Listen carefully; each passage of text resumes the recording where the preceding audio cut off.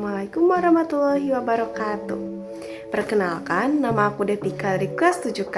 Pada kesempatan kali ini, aku akan mereview sebuah buku yang berjudul Harimau Bertanduk, karya Aulia. Cerita ini berlatar di hutan Siguntang yang dihuni oleh hewan pemakan rumput.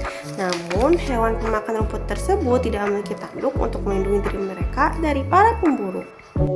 Sebenarnya, buku ini mempunyai 5 cerita. Banyak sekali ceritanya dan macam-macam alurnya. Tapi aku akan menceritakan alur cerita yang paling aku sukai, yaitu cerita Harimau Bertanduk.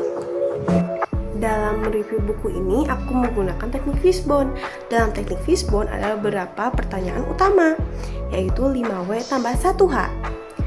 Kapan, di mana, siapa, apa, mengapa, dan bagaimana. Dengan cara ini, aku bisa mengetahui siapa tokohnya, apa yang terjadi, dan di mana, kapan peristiwa berlangsung, mengapa hal itu terjadi, dan bagaimana ceritanya berlangsung. Jadi, aku akan menjelaskan isi dari fishbone ini. Yang terjadi pada cerita ini adalah hewan pemakan rumput meminta tanduk pada Dewi Paradis agar bisa melindungi diri mereka dari para pemburu. Kejadian ini terjadi di hutan Siguntang pada saat malam bulan purnama.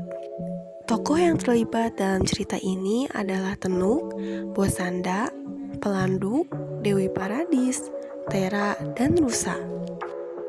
Mengapa hal ini bisa terjadi? Karena mereka sering diburu dan tidak punya tanduk untuk membela diri. Dan bagaimana ini terjadi? Dewi Paradis memberikan tanduk pada hewan-hewan di hutan Siguntang. Namun Tera si harimau marah karena tak diberitahu Dewi Paradis memberikan tanduk. Ia marah dan melampiaskan amarahnya. Ia ingin memburu Rusa.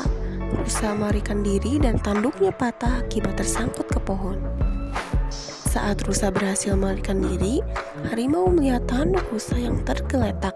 Harimau memakai tanduk Rusa dan memamerkan penampilannya kepada teman-temannya. Namun, ia malah dikucilkan. Hikmah dari cerita ini, syukurilah anugerah Tuhan yang telah diberikan kepadamu dan manfaatkan anugerah tersebut dengan sebaik-baiknya. Setelah aku membaca cerita Harimau Bertanduk, menurutku tokoh protagonis dalam cerita ini adalah Tenuk dan Bosanda karena mereka berusaha menyelesaikan masalah dan melindungi teman-teman mereka.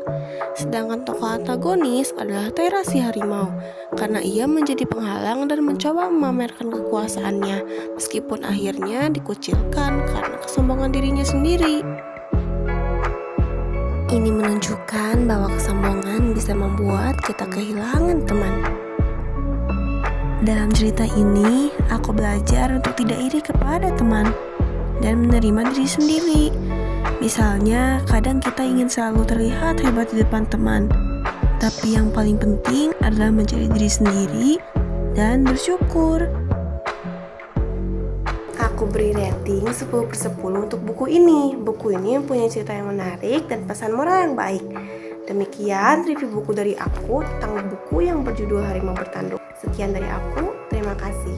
Wassalamualaikum warahmatullahi wabarakatuh.